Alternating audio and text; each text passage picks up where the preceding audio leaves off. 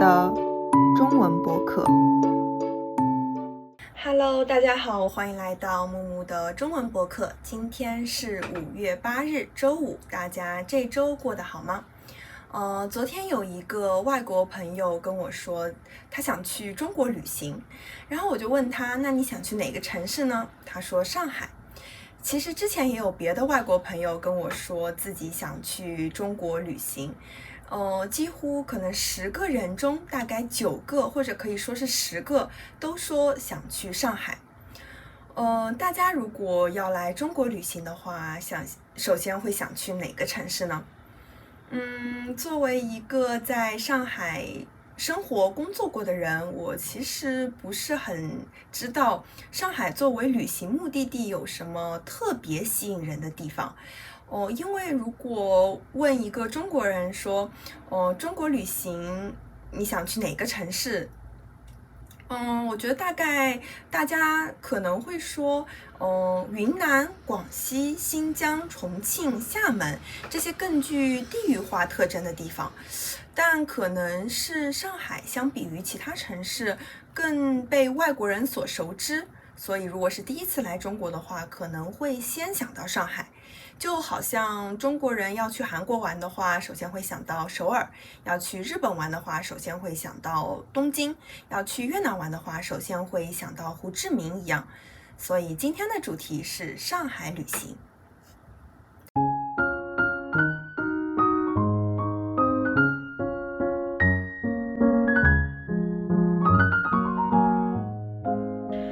很多外国人来上海旅游，可能第一个想到的地方就是外滩吧。外滩应该算得上是上海最具代表性的地方之一。外滩最有名的应该是黄浦江两岸完全不同的风景，一边是法式比较有历史感的老建筑，一边则是东方明珠、上海中心这样的高楼大厦。这种历史和现代共存的场景会给人一种特别奇妙的感觉，尤其到了晚上灯全部亮起来的时候，会有一种不知道我是在20-30年前的上海，还是在2026年的今天的奇妙的感觉。但其实如果只是看这些建筑的话，10分钟可能就看完了。更多人可能其实是在那边散步、吹风、聊天、拍照，尤其是晚上天气好的时候，外滩真的会有很多很多人，有情侣，有一起出来玩的一家人，也有住在外滩附近的居民。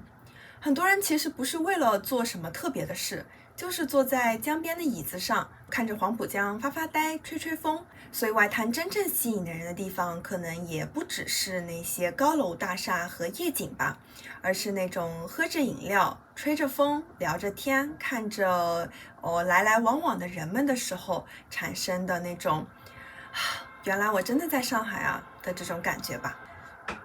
从几年前中国年轻人中开始流行一个叫 City Walk 的概念。这个词并不是原来就有的英语单词，是中国年轻人创造出来的 Chinglish。City 就是城市， walk 就是走路，所以 City Walk 就是在城市中散步的意思。去某个地方旅游的时候，不一定要去很多景点，也不一定要做什么特别的事，可能只是在这个城市里走一走，看看街道、路边的小店、路上的人，感受这个城市的氛围。上海虽然没有很壮丽的山或者是海，但其实算是中国最适合 City Walk 的城市之一吧。因为上海有很多非常漂亮的街道，比如武康路、豫园路、乌鲁木齐路等等，路边有很多很多特色的咖啡店和小店，即便只是散散步，也会让人觉得很舒服。武康路应该算是这几条路中最有名的一条路吧。武康路上的武康大楼，也是一个很有名的打卡点。打卡点就是指，去某个地方玩的时候必须要去的地方。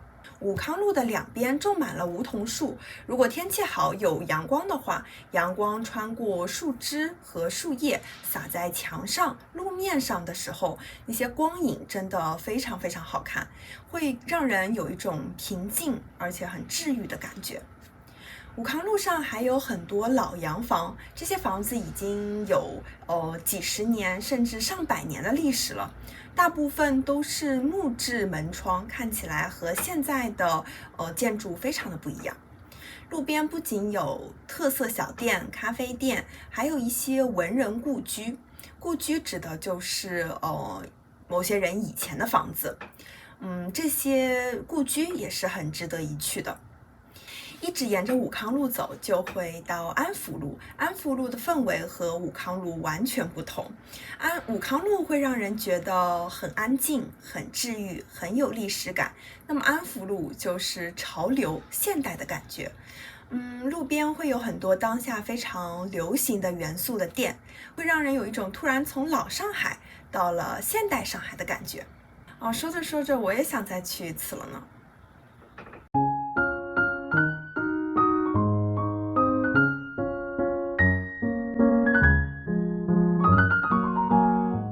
说到上海，还有一个不得不提的地方，就是上海迪士尼乐园。迪士尼乐园是在2016年的时候来到上海，我的话是在2018年第一次去。上海迪士尼是目前世界上最新的一座迪士尼，所以里面的游乐设施会相对的更新一些。我去过美国加州迪士尼、香港迪士尼、日本迪士尼，和这3个迪士尼相比，上海迪士尼的设施确实要更新一些，屏幕的画质也会更好一些。而且上海迪士尼去年还新开了疯狂动物城园区，这个园区也是世界上独一无二的。有谁会不喜欢聪明又勇敢的朱迪和痞帅的尼克呢？所以当时有这样的一句话：一只狐狸赢了迪士尼所有的王子们。上海迪士尼还有一个很火的人物，叫做琳娜贝尔。这只狐狸也是打败了米老鼠、唐老鸭、小熊维尼等等迪士尼人物，成了上海迪士尼的销冠。销冠就是指在卖某种产品的时候卖得最好的那个人。为什么说琳娜贝尔是上海迪士尼的销冠呢？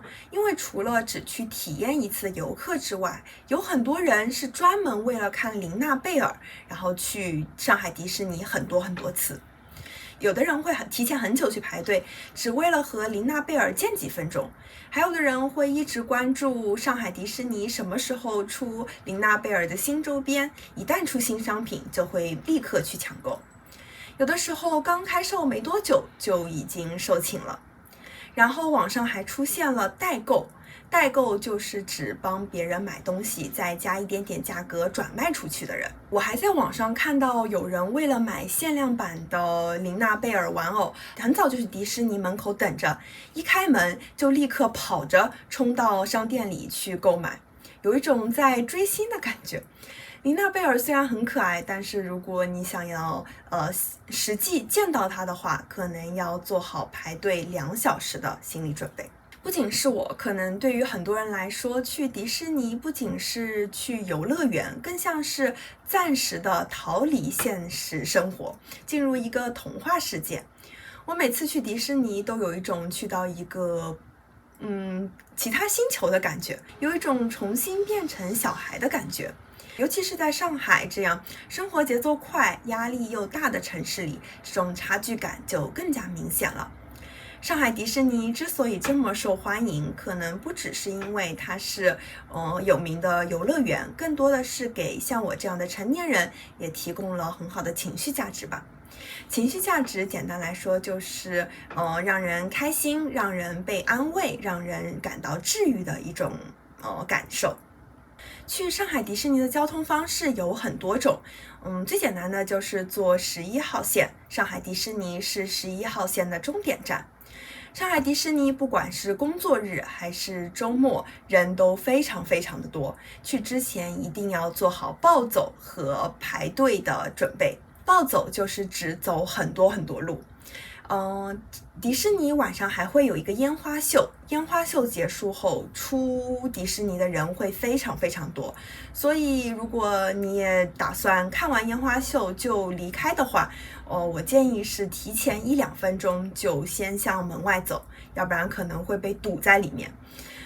也可以在软件上提前约好车，确认好上车的地点，不然的话可能要等很久很久。这都是我的血泪教训。